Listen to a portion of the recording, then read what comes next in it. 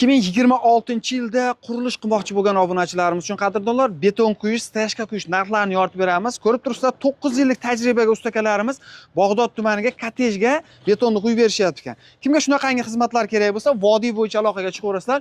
Ustakalarimizda hamma instrumentlari bor. Apalovka, arava, betonameshalka, kurak, hattoki paqirlarigacha hamma yo'q o'zlarida bor. Komplekt yurishadi, ortiqcha aqa-baqa yugurishni keragi yo'q. Ya'ni sement bilan shag'alda yetkazib bersangiz bo'ldi.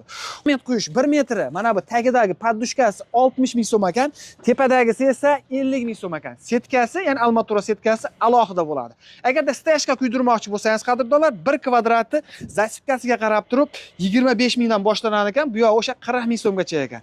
Xo'sh, endi mana bu kolonna regellarga keladigan bo'lsak, kolonnalarda 1 metri, qadrdonlar, 40 ga 40 bo'lsa 130 ming so'm, regellarimiz esa 150 ming so'mdan albatta kelishiladi. Tepadagi sisma poyezdlar esa 30 ming so'mdan 40 ming so'mgacha ekan. Kimga shunaqangi sifatli, ya'ni tajribali ustakalarimizdan beton quyish xizmati kerak bo'ladigan bo'lsa, pastdagi nomerlarga aloqaga chiqaverasizlar.